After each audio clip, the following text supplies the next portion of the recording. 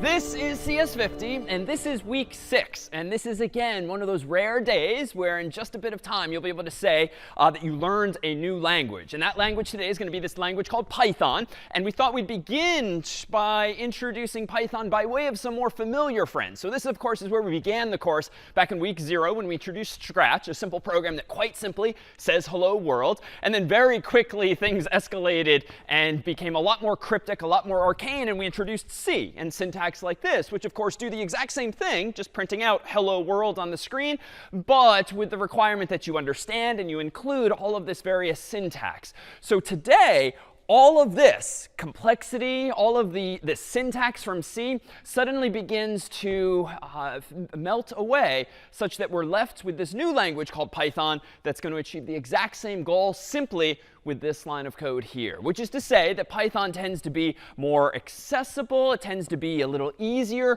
But that's because it's built on this tradition of having started as humans years ago, building these low-level languages like C, realizing what features are missing, what some of the pain points are, and then layering on top of those older languages new ideas, new features, and in turn, new languages. So there are dozens, hundreds really, of programming languages out there. But there's always a subset of them that tend to be very popular, very in vogue at any given time. Python is among those very popular languages, and it's the third of our languages that we'll look at indeed at this point in the term.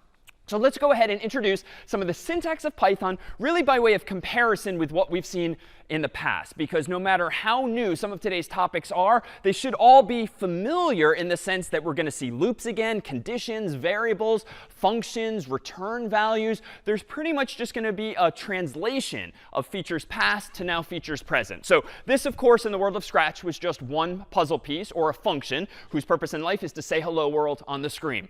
In week 1, we translated this to the more cryptic syntax here, key details being that it's printf, that you have to quote the string hello world. You have this \n to represent a new line character. And then, of course, this kind of statement has to end with a semicolon. The equivalent line of code today on out in this language called Python is going to be quite simply this. So it looks similar, certainly, but it's now print instead of printf.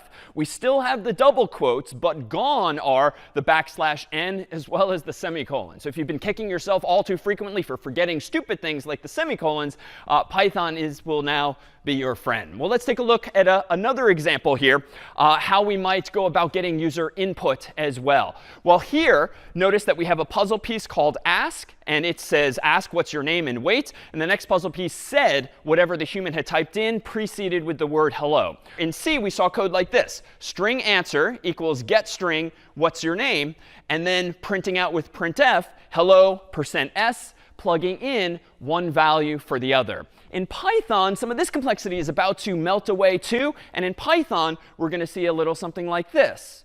So no longer present is the mention of the type of variable. No longer present is the semicolon at the end. And no longer present is the %s and that additional argument to print. So in fact, let's go ahead and see these things in action. I'm going to go ahead and go over to CS50 IDE here for just a moment. And within CS50 IDE, I'm going to go ahead and write my very first Python program. And to do that, I'm going to go ahead and create a file that will initially called hello.py. Much like in the world of C, Python programs have a standard file extension being .py instead of .c. And I'm just going to do what I proposed was the simplest translation. I'm just going to go ahead and say and print hello, world. I'm going to save my file, and then I'm going to go down to my terminal window. And in the past, of course, we would have used make, and then we would have done /hello or the like. But today, I'm quite simply going to run a command that itself is called Python. I'm going to pass in the name of the file I just created as its command line argument. And voila, hitting enter, there is my very first program in Python. So that's pretty powerful. Let's go ahead and create this second program that I proposed a moment ago. Instead of just printing out hello world the whole time, I'm also going to go ahead this time and give myself a variable that I'll call answer. I'm going to go ahead now and get input from the user. And I'm going to go ahead and use the familiar get string that we did see in C. I'm going to go ahead and ask, what's your name? ? I'm not going to bother with a semicolon. But down here, I'm going to go ahead and say print hello, and then a space inside of the quotes. And instead of doing something like %s, I'm actually going to go ahead and just do a plus operator and then literally the word answer. But the catch is that this isn't going to work just yet. This isn't going to work just yet because getString, it turns out, just like it doesn't come with C, it also doesn't come with Python. So I need to do one thing that's going to be a little bit different from the past. Instead of hash including something, I'm going to literally say from CS50 import getString. So in the world of C, recall that we included cs50.h, which had declarations for functions like getString and getInt and so forth. In the world of Python, we're going to do something similar in spirit, but the syntax is just a little different. We're going to say from cs50, which is our Python library that we, the staff, wrote, import, that is include, a function specifically called getString. And now any errors that I might have seen a moment ago on the screen have disappeared if I go ahead and save this file and now do Python space hello.py and hit enter. Now I can go ahead and type in my actual name, and voila, I see hello, comma, David. So let's tease apart what's different about this code and consider what more we can do after this. So again, notice, on line 3, there's no mention of string anymore. If I want a variable, I just go ahead and give myself a variable called answer. The function is still called getString, and it still takes an argument just like the C version, but the line no longer ends with a semicolon. On my final line of code here, print, it's now indeed print instead of printf. And then this is new syntax, but in some sense it's going to be a lot more straightforward. Instead of having to think in advance where I want the %s in my placeholder, this plus operator seems to be doing something for me. And let me go ahead and ask a question of the group here. What does that plus operator seem to be doing? Because it's not addition in the arithmetic sense. We're not like adding numbers together. But the plus is clearly doing something that gives us a visual result. Any thoughts from Peter? What's this plus doing? It's concatenating strings. Yeah, it's concatenating strings, which is the term of art to describe the joining of one string and the other. So it's quite like, therefore, Scratch's own join block. We now have a literal translation of that join block, which we didn't have in C. In C, we had to use printf. We had to use %s. Python's going to be a little more user-friendly, such that if you want to join two strings, like hello, comma, space, and the contents of that variable, we can just use this plus operator instead. And the last thing that we had to do was, of course, import this library so that we have access to the getString function itself.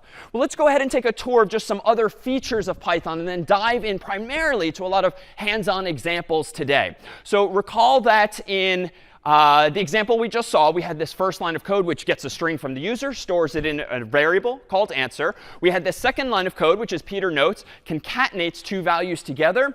But it turns out, even though this is definitely more convenient than in C, in that you can just take an existing string and another and join them together without having to use format strings or the like, well, it turns out there's another way. There's frankly many ways in languages like Python to achieve the same result. And I'm going to go ahead and propose that we now change this line here to this funky syntax. So definitely ugly at first glance. And that's partly because this is a relatively new feature of Python.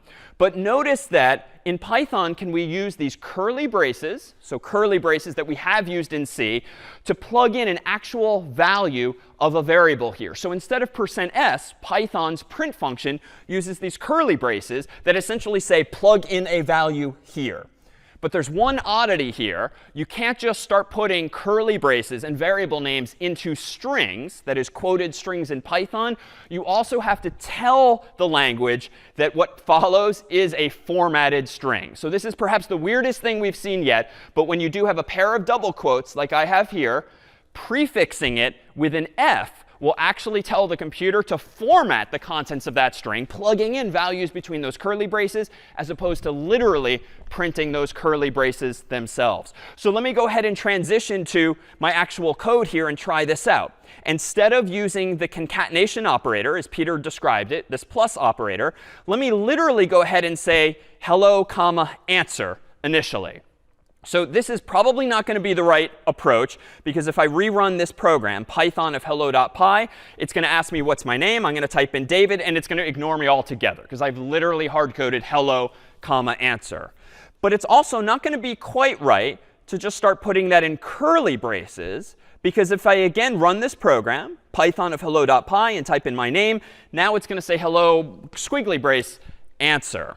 So here is just a subtle change where I have to tell Python that this type of string between the double quotes is in fact a formatted string. And now if I rerun python if hello.py and type in David, I now get hello David. So it's marginally more convenient than C, because again, you don't have to have a placeholder here, and then a comma separated list of additional arguments. So it's just a more succinct way, if you will, to actually introduce more values into a string that you want to create. These are called format strings, or for short, F strings. And it's a new feature that we now have in our toolkit when programming with this new language called Python. Well, let's take a look at a few other translation of puzzle pieces to C and in turn to Python, and then start building some programs of our own. So here in Scratch, this was an example early on of a variable called counter, initializing it to 0. In C, in week 1, we started translating that to code like this: int counter equals 0, semicolon. And that gave us a variable of type int whose initial value was 0. In Python, the code's going to be similar, but it's going to be a little simpler still. Notice that I don't have to, in Python, mention the type of variable I want. It will infer from context what it is. And I also don't have to have the semicolon there. So counter equals 0 in Python is going to give you a variable called counter. And because you're assigning it the value 0, Python itself, the language, will infer that, oh, you must mean this to be an int or an integer. What else did we see in Scratch? Change counter by 1. So this was a way of increasing the value of a variable by 1. In C, we had a few different ways to implement this. We could say counter equals counter plus 1. It's kind of pedantic. It's kind of long and tedious to type. So instead, we had some shorthand notation that allowed us to do it this way instead. In C, we were able to do counter plus equals 1, and that was going to achieve the same result. Well, in Python, we actually have a couple of approaches as well. We can, much like in C, say it explicitly like this, but just omit the semicolon. So counter equals counter plus 1. The logic in Python is exactly the same as in C. And as for this shorthand notation, this also exists in Python, again, without the semicolon. The one thing that does not exist in Python at this point in the story is that fancy counter plus plus syntax, or I++. That syntactic sugar that made it even more succinct to just increment a variable, unfortunately, does not exist in Python. But you can do counter plus equals 1, or whatever your variable happens to be. Well, what else did we see in Scratch and then C? Recall this. We introduced, of course, conditions pretty early on. And those conditions use Boolean expressions to decide whether to do this or this other thing or something else altogether. In C, we converted this to what looked kind of similar. And indeed, the curly braces kind of hug the printf line, just like the yellow condition here hugs the purple say block. And we had parentheses around the Boolean expression, like x less than y. We again used printf inside of the curly braces, which had double quotes, a \n for a new line, and a semicolon. Python, nicely enough, is going to be sort of identical in spirit, but simpler syntactically. What Python is going to look like henceforth is just this.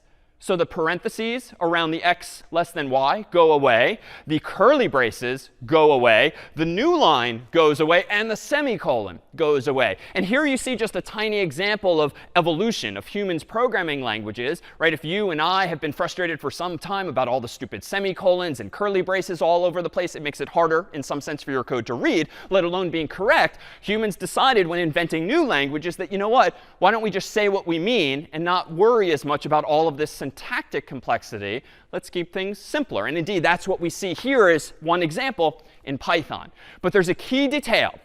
If any of you have been in the habit, when writing code in C, of being a little sloppy when it comes to your indentation, and maybe style 50 is constantly yelling at you to add spaces, or remove spaces or lines, well, in Python, it is now necessary to indent your code correctly. In C, of course, we, CS50, and a lot of the world in general, recommend that you indent your code by 4 spaces typically, or 1 tab. In the context of Python, you must do so. If you accidentally omit these spaces just to the left of the print statement here, your Python code is not going to run at all. The Python program just won't work. So no more sloppiness. Python's going to impose this on you. But the upside is you don't have to bother including the curly braces. What about a more complicated condition where there's 2 paths you can follow? If or else. Well, in this case, in C, we translated it pretty straightforwardly like this. Again, parentheses up here, curly braces here and here, backslash n, and semicolon. You can perhaps guess in Python that this is going to get a little more compact because, boom, now we don't need the parentheses anymore. We do need to indent, but we don't need the curly braces. We don't need the new line, and we don't need the semicolon. So we're sort of shedding features that can be taken now for granted. But what about this example in Scratch when we had a three-way fork in the road? If, else. Well, in Python, or rather in C, we would have translated this like this. And there's not much going on there, but it's a pretty substantive number of lines of code, some 12 lines just to achieve this simple idea. In Python, notice what's going to go away here is, again, those parentheses, again, those curly braces, again, the backslash n, and the semicolon. There's only one oddity here. There's only one oddity. What looks wrong or weird to you?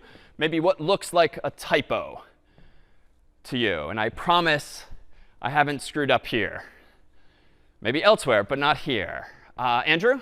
I would say the elif instead of else if is different syntactically. Exactly. So whereas in C, we would literally say else if, in Python, humans years ago decided, heck, why say else if and waste all that time typing that out if you can more succinctly say elif as one word, E-L-I-F. So indeed, this is correct syntax here. And you can have more of those. You can have four forks in the road, 5, 6, any number thereafter. But the syntax is indeed a little different. But it's a little tighter, right? There's less syntactic distraction when you glance at this code. You don't have to ignore as many semicolons and curly braces and the like Python tends to just be a little cleaner syntactically. And indeed, that's characteristic of a lot of more recent, more modern languages like it. All right, let's take a look at a few other blocks in Scratch and in turn C. In Scratch, when we wanted to do something again and again as a loop, perhaps forever, we would literally use the forever block. In C, we could implement this in a few different ways, and we proposed quite simply this one. While true, print out hello world again and again and again. And because the Boolean expression never changes, it's going to indeed execute forever. So Python's actually pretty similar, but there are a couple of subtle differences. So ingrain in your mind what this looks like here. We have true in parentheses, the curly braces, the new line, the semicolon. A lot of that's about to go away, but there's still going to be a slight difference. Notice that we're indenting, as I keep emphasizing. We no longer have the new line or the semicolon or the curly braces, but true, and it turns out false, now must be capitalized. So whereas in C, it was lowercase false, lowercase true, in Python, it's going to be capitalized false, capitalized true. Why? Just because. But there is one other detail that's important to note, both with our loops here as well as with our conditions. Just as before, if I rewind to our most recent condition, notice that even though we've gotten rid of the curly braces and we've gotten rid of the parentheses, we now have introduced these colons, which are necessary after this expression, and this one to make clear to Python that the lines of code that follow, indented underneath, are indeed relevant to that if, elif, or else. And we see that same feature again here in the context of a loop. Well, we saw other loops, of course. In Scratch, when we wanted to do something a finite number of times, like 3, we would repeat the following 3 times. In C, we had a few different approaches to this, and all of them, I dare say, were very mechanical. Like if you want to do something 3 times, the onus in C is on you to declare a variable, keep track of how many times you've counted already, increment the thing. There's a lot of moving parts. And so in C, one approach looked like this. We declare a variable called I equals 0, but we could call it anything we want. We have a while block here that's asking a Boolean expression again and again. Is I less than 0? Is I less than 3? And then inside of the loop, we printed out hello world. And using C's syntactic sugar, the plus plus notation, we kept adding 1 to I, add 1 to I, add 1 to I, until we implicitly break out of the loop because it's, of course, no longer less than 3. So in Python, similar in spirit. But again, some of that clutter goes away. I equals 0 is all we need say to give ourselves a variable. While I less than 3 is all we need say there, but with the colon.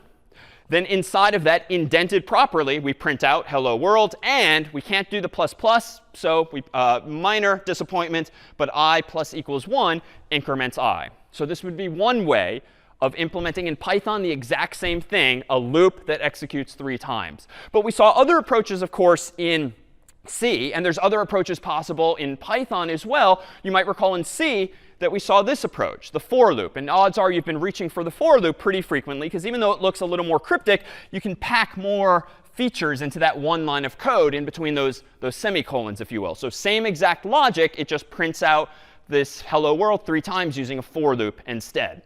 In Python, things start to get a little elegant here now. It's a little weird at first glance, but it's definitely more succinct. If you want to do something 3 times, it turns out in Python, you can use a more succinct syntax for the for loop, for I in, and then in square brackets, a list of values. So just as we used in the past square brackets in a few different places to connote arrays and indexing into arrays, in the world of Python, whenever you surround a bunch of values that themselves have commas in between them, and you encapsulate them all using square brackets, that's what we're going to call in Python a list. And it's very similar in spirit to an array, but we'll call it in the context of Python a list. And so what this line of code says is for I in 0, 1, 2. What does that mean? This is a for loop in Python that says, give me a variable called I. And on the first iteration of this loop, set I equal to 0.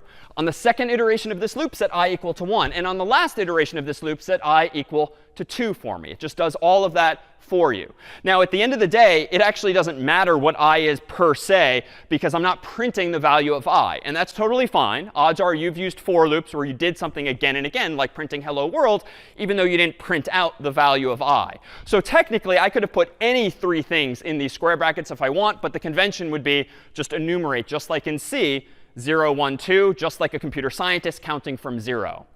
But this could break down pretty easily. This could become very ugly very quickly. Does anyone see a problem with for loops in Python if you have to put in between those square brackets the list of values that you want to iterate over? Noah?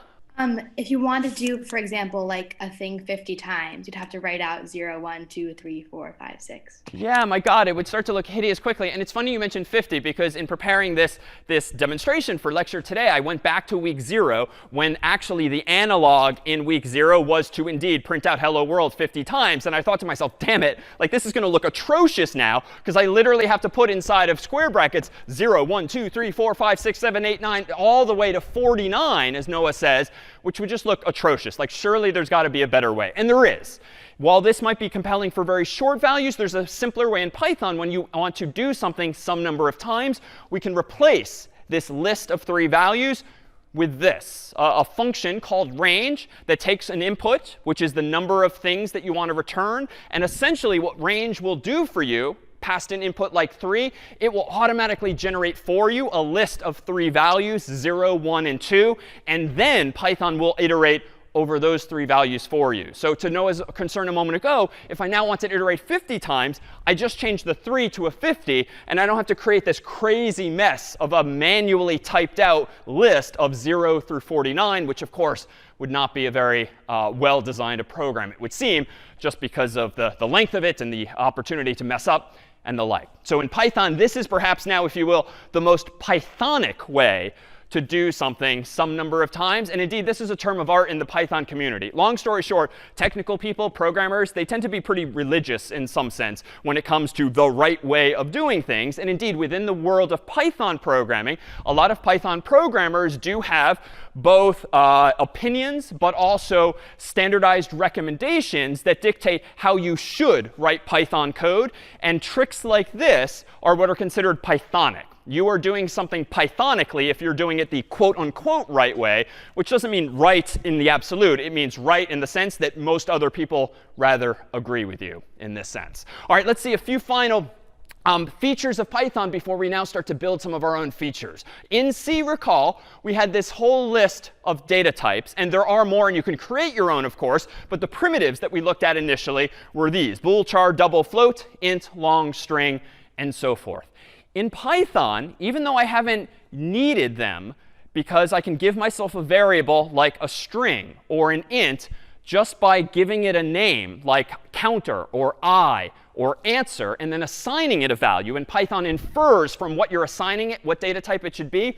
Python does have data types. It's just what's known in the programming world as a loosely typed language. In the world of C, C is a strongly typed language where not only do types exist, you must use them explicitly.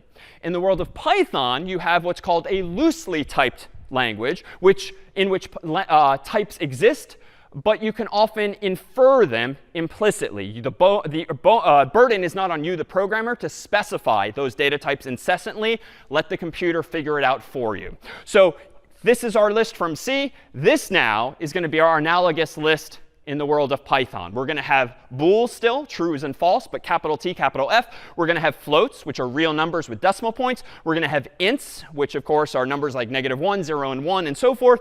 And then not strings per se, but strs, str. And whereas in the world of C, there was technically no string type, that was a feature offered by the CS50 library, which just made more accessible the idea of a char star. Recall that C has strings, and they're called strings, but there's no data type called string. The way you give yourself a string, of course, in C is to declare something as a char star. And in CS50's library, we just gave that char star a synonym, a nickname, an alias called string. In Python, there is an actual data type for strings, and for short, it's called str. All right, so with that said, what other features do we have from Python that we can use here? Well, there's other data types as well in Python that are actually going to prove super useful as we begin to develop more sophisticated programs and do even cooler things with the language. We've seen range already. Strictly speaking, this is a data type of sorts within Python that gives you back a range of values, by default 0 on up, based on the input you provide. List, I keep mentioning verbally. A list is a proper data type in Python that's similar in spirit to arrays. But whereas in arrays, recall, we've spent great emphasis over the past few weeks noting that arrays are a fixed size. You have to decide in advance how big that array is going to be. And like last week, if you decide, oops, I need more memory, you have to dynamically allocate more space for it, copy values over, and then free up the old memory. Like, there's so much jumping through hoops, so to speak, when you want to use arrays in C, if you want to grow them or even shrink them. Python and other higher level languages like it do all of that for you. So a list is like an array that automatically resizes itself, bigger and smaller. That feature now you get for free in the language, so to speak. You don't have to implement it yourself. Python has what are called tuples. In the context of like math, you might have, or GPS, you might have x and y coordinates, or latitude and longitude coordinates, so like comma separated values. Tuples are one way of implementing those in Python.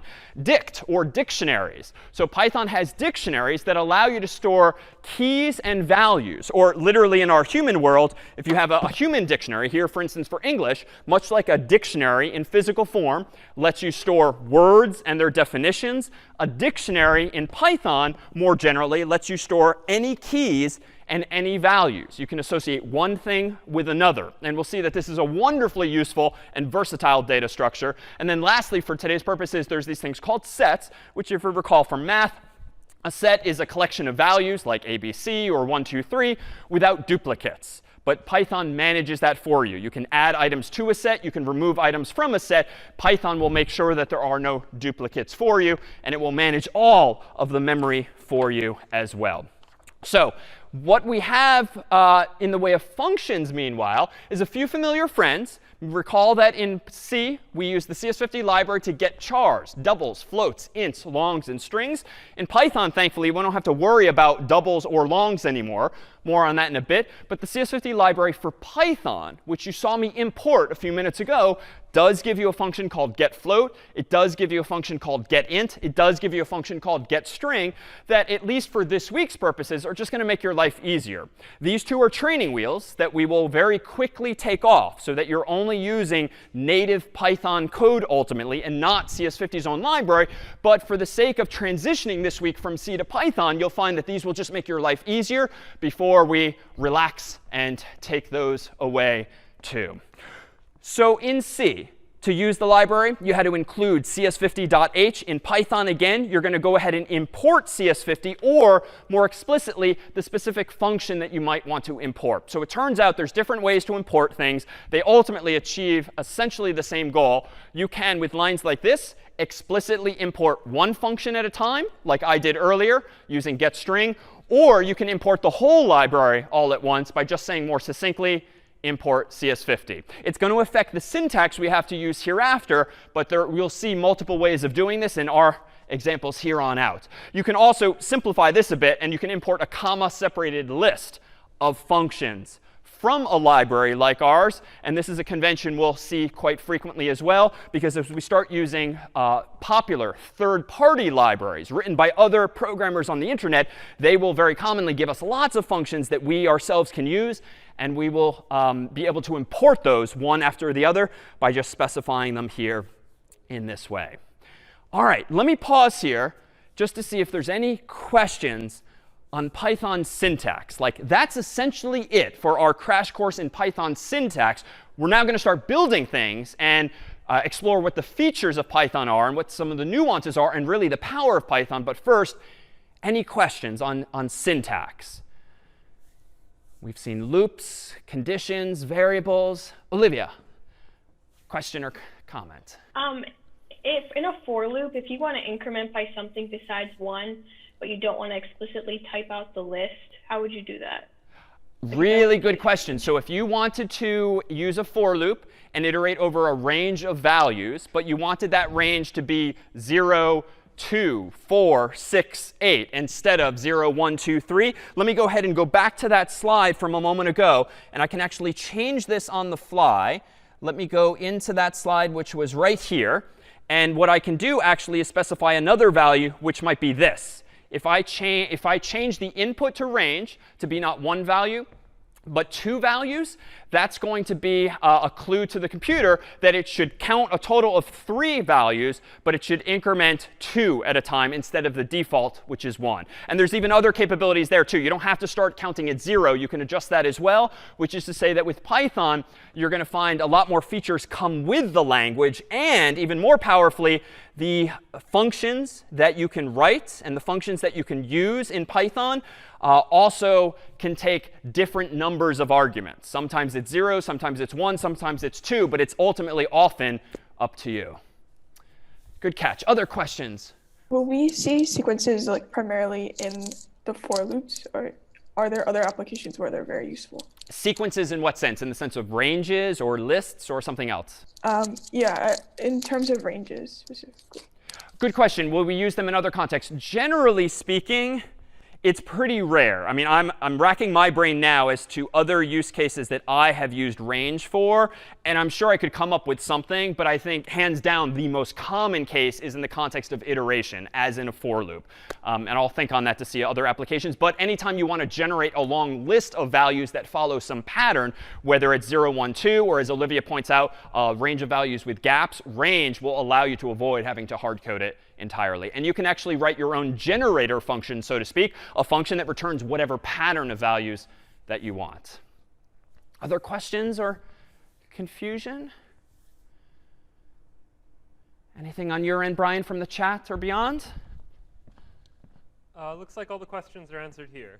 All right, well, let's go ahead now and do something more interesting than hello world, because after all, this is where programming really gets fun, really gets powerful, when you and I no longer have to implement those low-level implementation details. When you had to implement memory management for your hash table, or memory management for a linked list, or copying values in an array, we've spent the past several weeks focusing really on some low-level primitives that are useful to understand, but they're not fun to write. And I concede that they might not be fun to write in problem set form, and they're certainly not going to be fun to write for the rest of your life every time you want to just write code to solve some problem. But again, that's where libraries come in, and now this is where other languages come in. It turns out that Python is a much better, a much easier language to use for solving certain types of problems, among them some of the problems we have been solving in past problem sets. So in fact, let me go ahead and do this. I'm going to go ahead and grab a file here.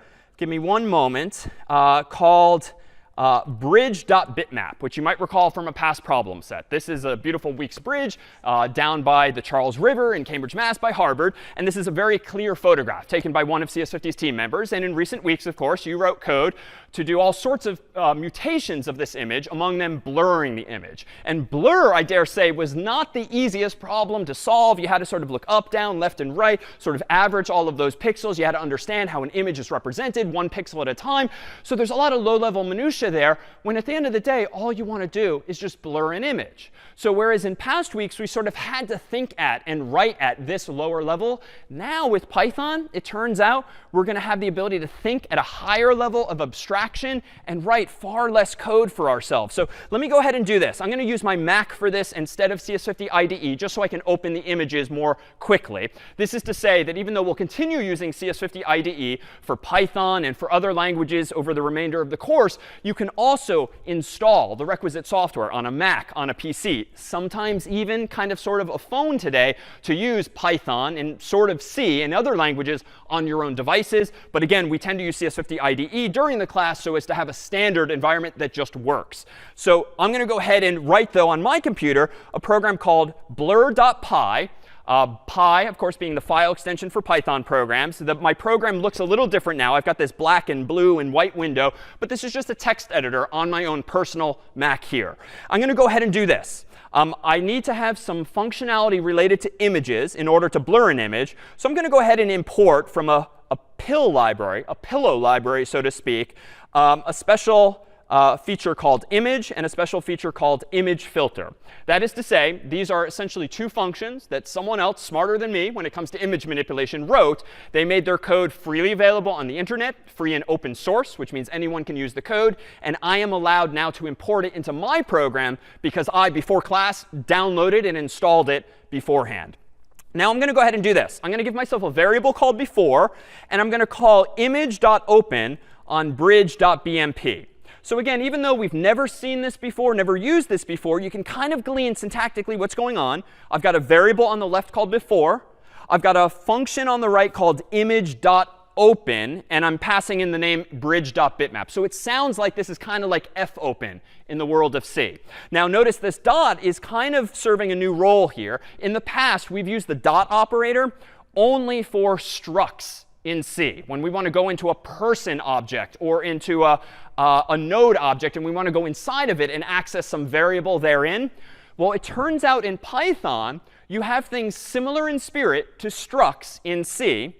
But instead of containing only variables or data, like name and number, like we did for the person struct a few weeks back, in Python, you can have inside of a structure not only data, that is variables, you can also have functions inside of structures. And that starts to open up all sorts of possibilities in terms of features available to you. So it seems that I've got this image object, this image struct that I've, again, imported from someone else. Inside of it is an open function that expects as input the name of a file to open. So we'll see this syntax increasingly over the course of today's examples. Let me give myself a second variable, after. Let me go ahead now and assign to this variable called after the results of calling that before images filter function, passing in image filter.box blur of 1. Now this is a little cryptic, and we're not going to spend time on this particular syntax because odds are in life you're not going to have that many opportunities to want to blur an image for which you're going to run or write code.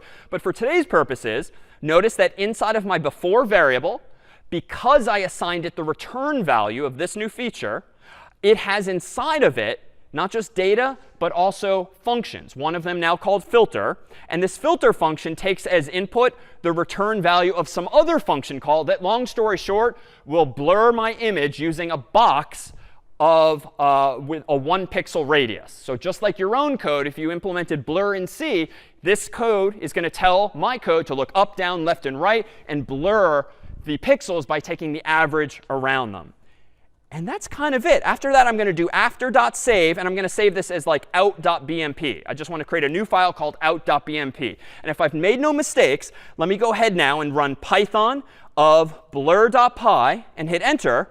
No error messages, so that's usually a good thing. If I type ls now, notice that I've got bridge.bmp, which I already opened, blur.py, which I just wrote, and out.bmp. And if I go ahead and open out.bmp, let's go ahead and take a look. Here's before, here's after. Before, after. Now, over the internet, it probably doesn't look that blurred, though on my Mac right here a few inches away, it definitely looks blurred. But let's do it a little more compellingly. How about instead of looking 1 pixel up, down, left, and right, why don't we look 10 pixels at a time? So we really blur it by looking at more values and averaging more. Let me go ahead now and run Python of blur.py. Now let me go ahead and reopen. And now you see before and after. Before and after. So what is this to say? Well, here is what? Problem set 4 in 4 lines of code. Blurring an image. So pretty cool, pretty powerful. By standing on the shoulders of others and using their libraries, can we do other things quite quickly?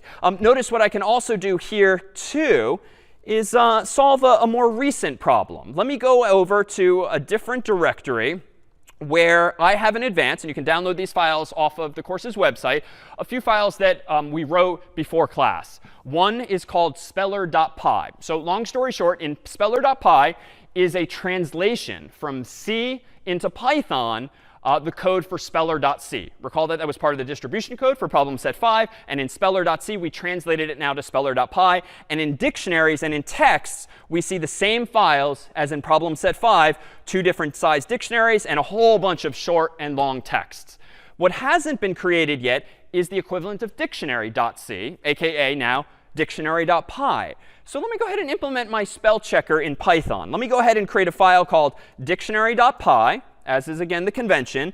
And let's go ahead. We have to implement 4 functions, right? We have to implement check, load, size, and unload. But I probably need like a global variable here to store my dictionary. And this is where you all implemented your hash table with a pointer and then linked lists and arrays and all of that. A lot of complexity. You know what? I'm just going to go ahead and give myself a variable called words and declare it as a set.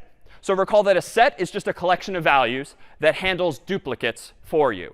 And frankly, that's all I really need. I need to be able to store all of the words in a dictionary and just throw them into a set so that there's no duplicate values. And I can just check, is one word in the set or is it not?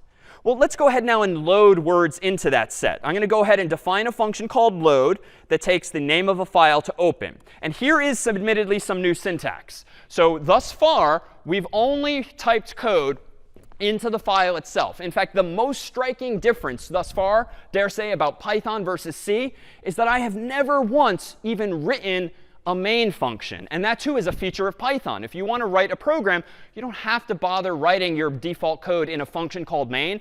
Just start writing your code. And that's how we were able to get hello world down from this many lines of code in C to 1 line in Python. We didn't even need to have main.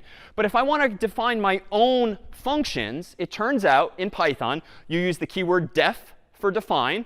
Then you put the name of the function. And then in parentheses, like in C, you put the names of the variables or parameters that you want the function to take. You don't have to specify data types, though. And again, we don't use curly braces. We're instead using a colon. So this says, hey, Python, give me a function called load that takes an argument called dictionary. And what should this function do? Well, the purpose of the load function in Speller was to load each word from the dictionary and somehow put it into your hash table. I'm going to go ahead and do the same, read each word from the dictionary and put it into this so-called set, my variable called words. So I'm going to go ahead and open the file, which I can do with this function here. In Python, you don't use fopen. You just use a function called open. And I'm going to assign the return value of open to a variable called file. But I could call that anything I want. This is where Python gets really cool. Recall that reading the lines from Python, from the file in C was kind of arduous, right? You had to use like fread or some other function in order to read character after character after character, 1 line at a time. Well, here in Python, you know what? If I want to iterate over all of the lines in a file, we'll just say for line in file. This is going to automatically give me a for loop that assigns the variable line to each successive line in the file for me. It will figure out where all of those lines are. What do I want to do with each line? Well, I want to go ahead and add to my set of words that line. Insofar as each line represents a word, I just want to add to my global variable words that line. And that's not quite right, because what's at the end of every line in my file? Every line in my file, by definition, has a \n, right? That is why all of the words in the big dictionary we gave you are 1 per line. So how do you get rid of the new line at the end of a string? Well, in C, my God, we would have to use malloc to make a copy and then move all of the characters over and then shorten it a little bit by getting rid of the \n. In Python, if you want to strip off the new line at the end of a string, just do rstrip To strip characters means by default to strip off white space. White space includes the space bar, the tab character, and \n. So if you want to take each line and throw away the trailing new line at the end of it, you can simply say line.rstrip. And this is where strings, again, in Python are powerful.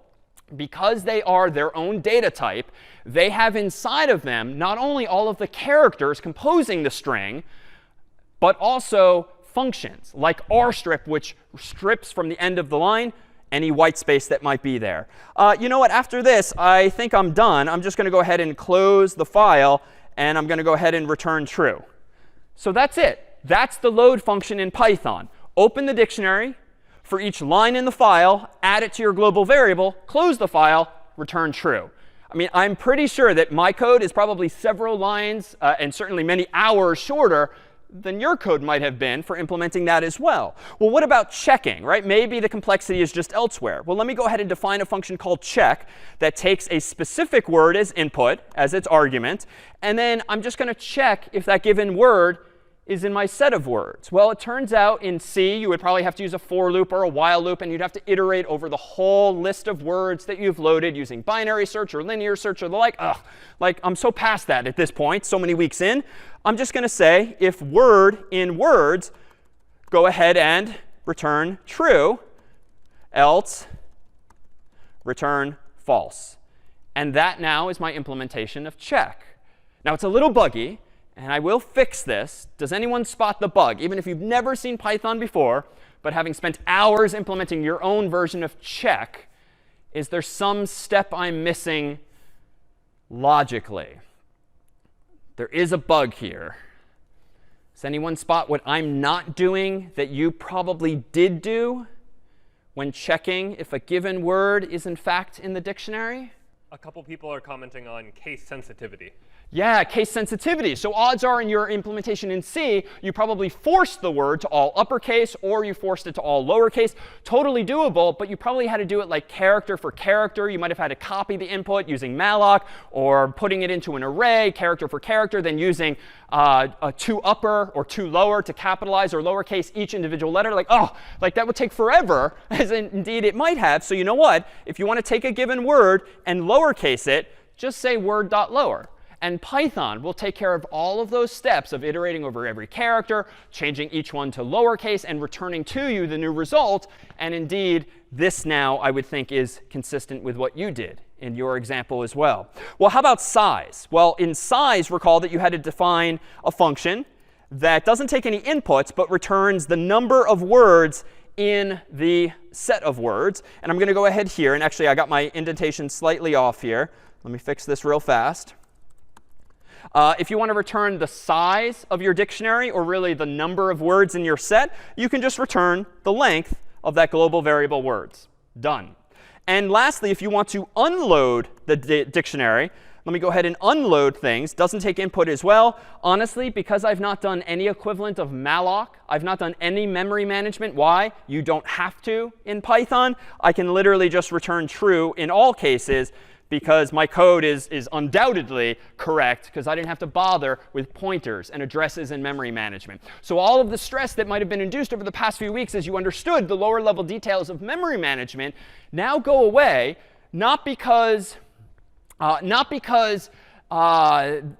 it's not happening underneath the hood, but because Python is doing it for you. And I did spot one bug here, actually. Notice I kind of relapsed into C code here. What I should have said here is it's actually file.close. So here, when I close the file and load, I actually have to call file.close because now that function close is associated with that variable for me. So again, there is memory management happening. Malloc and free or realloc are all happening sort of for you underneath the hood. But what Python, the language, is doing for you now is managing all of that for you. That's what you get by using a so-called higher level language instead of a lower level language. You get more features. And in turn, in this case, you get all of those problems taken care of for you so that you and I can focus on building our spell checker. So you and I can focus on building our Instagram filters, not on allocating memory, copying strings, uppercasing things, which honestly, while it might have been fun and very gratifying the first time you got those things working, programming would very quickly become the most tedious thing in the world if any time you want to write a program, you have to think and write code at that low level. All right, let me go ahead and really cross my fingers that I didn't screw up here and go ahead and run this code. So I'm going to go ahead and run Python of speller.py, which admittedly I wrote in advance because just like the distribution code in Speller, we wrote speller.c for you. We wrote speller.py in advance, but we won't look at the internals of that. I'm going to go ahead and test this on how about something big like Shakespeare. And I'm going to cross my fingers here. And so far, so good. The words are kind of flying by. I'm going to assume they're correct. Hopefully, we'll get to the output. And it looks like, yeah, I think I see some familiar numbers here. I've got 143,091 words. And then down here, the total time involved was just under 1 second. So that's pretty darn fast. And to be clear, I'm using my Mac instead of the IDE. So my numbers might be a little different than in the cloud. But 0.90 seconds. But you know what? Out of curiosity, let me open up a different tab real quick. And let me go ahead and make Speller from problem set 5. So I brought in advance our own implementation of Speller, the staff solution, written in C, in dictionary.c and speller.c. And I've just compiled it with make. And let me go ahead and run /speller using the same text on Shakespeare. So again, I just ran the Python version. Now I want to run the C version using the staff's implementation. All right. Wow. All right. It flew by way faster, kind of twice as fast. And notice, even though the numbers are the same up above, the times are not. My C version took 0.52 seconds, so half a second. My Python version took 0.9, or roughly 1 second. So it would seem that my C version is faster, my Python version is slower. Why might that be? Why might that be? Because I'm kind of disappointed if we just spent all this time preaching the virtues of Python, and yet here we are writing worse code in some sense. Santiago? Could it be because C, even though it's low level, it explicitly tells the computer what to do, and so that makes it a little faster, whilst in Python, it all happens like underneath the hood, as you were saying, so that could make it a little slower. Yeah, in Python, you have a general purpose solution to the problem of memory management and capitalization and all of these other features that we ourselves had to implement ourselves in C. Python has general purpose implementations of all of those, but there's a price you pay by using someone else's code to implement all of those things for you. And you pay an even greater price by using the type of language that Python is, in a sense. So there's been this other salient difference between using C and using Python. When I wrote C code, I would compile my code from source code into machine code. And recall that machine code are zeros and ones understood by the computer's brain, the so-called CPU, or central processing unit. We always had to compile our code every time we changed the source code. And then we did like /hello to run the program. But every demo thus far in Python, I haven't used make or clang. I have used not /hello, but rather Python space the name of the program. And why is that? Well, it turns out that Python is often implemented as what we describe with an interpreter. So Python is not only a language, like we've been writing, it's also a program unto itself. The Python program I keep running is an identically named program that understands the Python language. And what's happening, though, is that by using an interpreter, so to speak, to run my programs, you're incurring some amount of overhead. You're paying a performance price. Why? Well, computers, recall from week 0, at the end of the day, only understand zeros and ones. That's what makes them tick.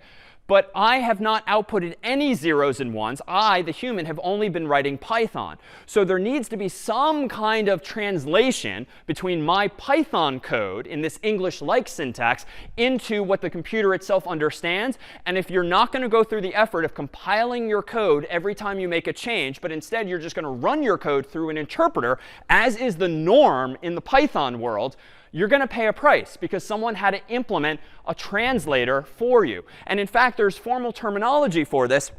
In the world of Python, we have, for instance, a picture that looks more like this. Whereas in the world of C, we would actually take our source code as input and output first machine code as output, and then run the machine code.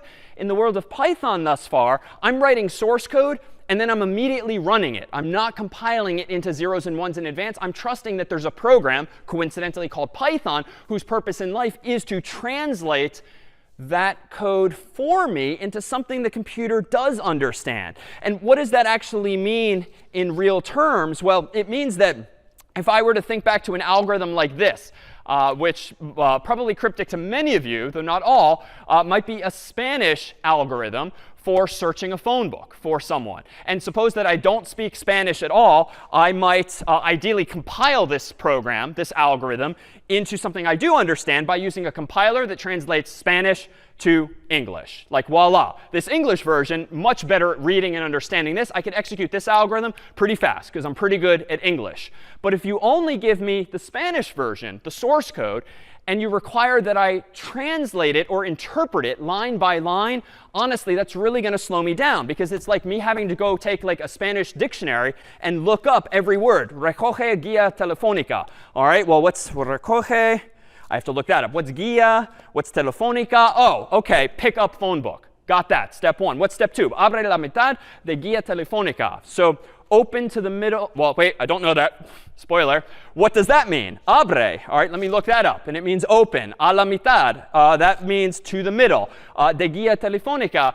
Of the phone book. Oh, that means open to the middle of the phone book. So I'm struggling to go back and forth here clearly, but it's clearly a slower process. And if I keep going, ve la página, look at the page, looking up, translating every line, it's undoubtedly going to slow down the process. And so that's effectively what's happening for us when we run these Python programs. There is a translator, like a man in the middle, so to speak, that's looking at your source code and reading it top to bottom, left to right, and essentially translating each line, respectively, into the corresponding code that the computer understands. So the upside of this is that, thankfully, we don't have to run make or clang. We don't have to compile our code anymore, right? Like, how many people here have made a change to an earlier piece set in C, forgotten to save the file, but you rerun the you forgot to recompile the file, and you rerun it, and the program obviously has not changed because you haven't actually not only saved, but recompiled it. So that stupid, annoying human step is gone. In the world of Python, you change your file, go ahead and just rerun it, reinterpret it. You can save that step.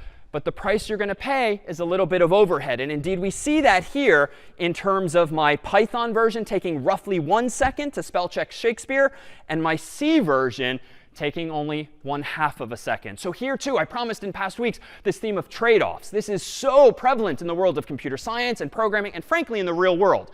Anytime you make some improvement or gain some benefit, odds are you are paying some price. Maybe it's time, maybe it's space, maybe it's money, maybe it's complexity, maybe it's anything else. There's this perpetual trade-off of resources. And being a good programmer, ultimately, is about finding those inflection points and knowing, ultimately, what tools to use for the trade. All right, let's go ahead here, take a 5-minute break, and when we come back, we'll look at other features of Python, and we'll end ultimately today with some really powerful capabilities. Back in 5.